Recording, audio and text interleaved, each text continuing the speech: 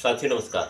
तो कैसे हैं आप सब? आशा करता हूं आप सब अच्छे होंगे। मैं आपका दोस्त अनुज कुमार और आप देख रहे हैं अपना खुद का YouTube channel ABN news Bharat. साथियों और पेंशन धारकों के लिए बहुत बड़ी एक खुशखबरी निकल कर आ चुकी है। पेंशन भोगियों के लिए खुशखबरी है, वर्ष 2006 के बराबर वालों के मिलेगी पुरानी पेंशन योजना।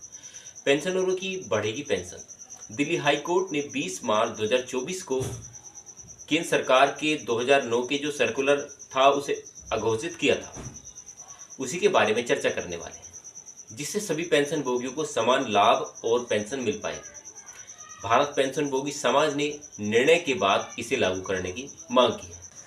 साथियों, जो मैं आपको पहले बात बताऊंगा यानी कि पुरानी पेंशन योजना से ही रिलेटेड होगा। तो मेरे पास एक कमेंट्स आया, तो उन्होंने कहा कि हमें इस सर्कुलर के बारे में थोड़ा जानना है, तो मैं उसके बारे में पहले बताने का प्रयास करता हूँ, फिर बात करेंगे पुरानी पेंशन योजना की। पेंशन धारकों के अधिकारियों की लड़ाई में 20 मार्च 2024 को दिल्ली हाई कोर्ट ने एक महत्वपूर्ण फैसला सुनाया था, जिसने पेंशन संशोधन की दिशा में नया मार्ग प्रशस्त किया। इस फैसले ने केंद्र सरकार के 18 नवंबर 2009 के आदेश को अवैध करार कर दिया। इसमें केवल डिफेंस पेंशन भोगियों के ही पेंशन सुधार का लाभ दिया गया था, जब सिविल पेंशन भोगियों को इससे वंचित रखा गया। इस फैसले के आधार पर 2006 से पहले कि पेंशन भोगियों को 2006 के बाद वाले सेवानिवृत्त पेंशन भोगियों के बराबर पेंशन की मांग की गई। सुप्रीम कोर्ट ने 9 नवंबर 2008 को एक ऐतिहासिक फैसला दिया, जिसमें कहा गया कि एक ही रैंक से रिटायर हुए सभी पेंशन भोगियों की पेंशन समान होनी चाहिए, चाहे वे डिफेंस या सिविल क्षेत्र से हो। लेकिन केंद्र सरकार ने 18 नवंबर 2009 को एक सर्कुलर जारी कर इस लाभ को केवल डिफेंस पेंशन भोगियों तक ही सीमित कर दिया और सिविल पेंशन भोगियों को इस लाभ से वंचित कर दिया गया। इस आदेश ने सिविल पेंशन भोगियों में व्यापक असंतोष पैदा हुआ, जिसके परिणाम स्वरूप वे न्याय की तलाश में दिल्ली हाई कोर्ट तक पहुंच गए। इस पर दिल्ली हाई कोर्ट ने पेंशन भोगियों की इस मांग को मानते हुए केंद्र सरकार के 18 नवंबर 2009 के आदेश को अवैध ठहराया और कहा कि पेंशन संशोधन का लाभ सभी पेंशन धारकों पर समान रूप से लागू होना चाहिए।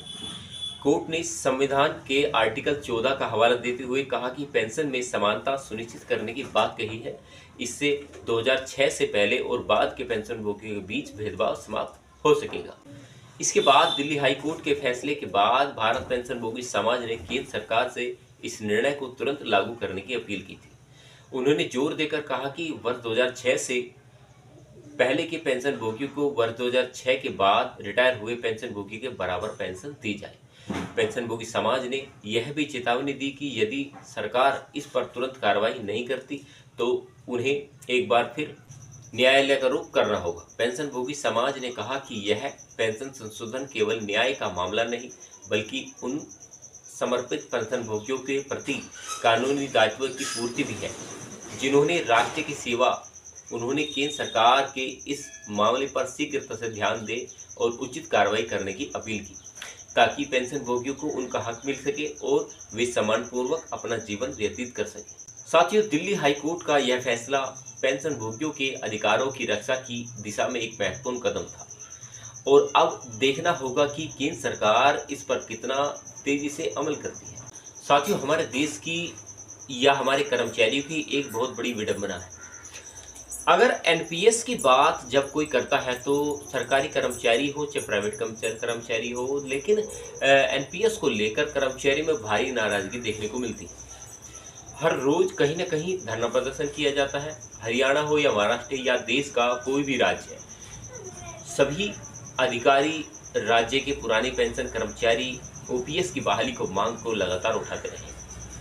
कर्मचारी अपने अपने स्तर पर आंदोलन प्रदर्शन करते रहे हैं, लेकिन केवल सरकार एक कमेटी बनाकर चुप बैठ जाती है। समिति अपनी रिपोर्ट कब पेश करेगी या कब पेश करती है? दरअसल जब एक कमेटी बनाई जाती है तो वह एनपीएस में संशोधन को लेकर बनाई जाती है। ऐसे में कर्मचारियों को इनमें कोई भी दिलचस्पी नहीं होती, क्योंकि कर्मचारियों को केवल एक ही मांग है कि वे किसी भी हालात में पुरानी पेंशन योजना लेना चाहते हैं। उनको एनपीएस में संशोधन मंजूर ही नहीं है।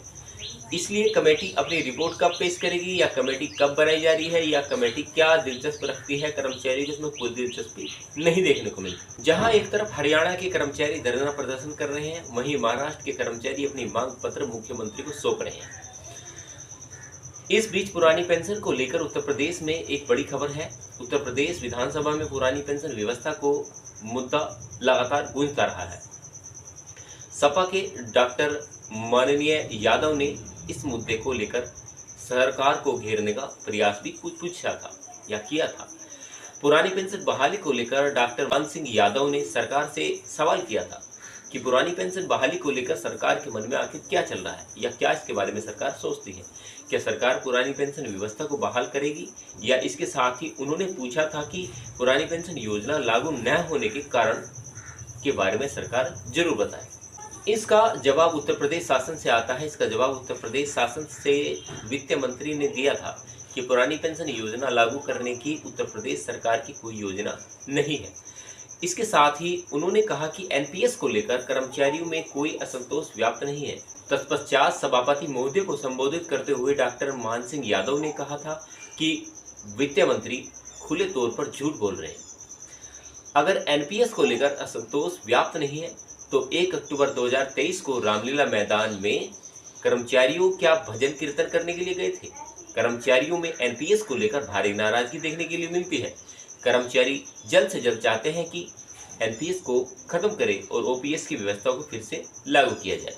डॉक्टर मान सिंह यादव पर पलटवार करते हुए कहते हैं कि जब मनमोहन सिंह प्रधानमंत्री थे तब वर्तमान के मुख्यमंत्री योगी आदित्यनाथ ने पुरानी पेंशन व्यवस्था को बहाल करने की मांग की थी। एक लंबा चौड़ा लेटर भी दिखाया था, लेकिन जब वे आज खुद मुख्यमंत्री हैं तो ऐसे में अब क्यों पुरानी पेंशन व्यवस्था को उत्तर प्रदेश से बहाल किया जा रहा है? यह सरकार केवल गुमराह करना जानती है। इसी बीच मध्य प्रदेश राज्य सरकार ने एक आदेश जारी किया जिसमें एनपीएस के तहत शामिल कर्मचारी अब अपना फंड मौजूदा खुद चुन सकते हैं, यानी कि उन किसी फंड में निवेश करना है वे अपना खुद चुन सकते हैं। मध्य प्रदेश सरकार का कहना है कि इससे कर्मचारियों में पारदर्शिता बनी रहेगी। उनका पैसा कहाँ इन्वेस्ट हो रहा है कर्मचारी खुद जान सकते हैं। आपने काफ़ी सारे ऐसे थंबनेल देखे होंगे जिसमें लिखा होता है कि एनपीएस खत्म ओपीएस बहाल। कुछ इसी के बारे में चर्चा करते हैं, तो क्योंकि कुछ भी हो जाए लेकिन कर्मचारी को पुरानी पेंशन योजना ही चाहिए, इसके अलावा उनको कुछ भी मंजूर नहीं है।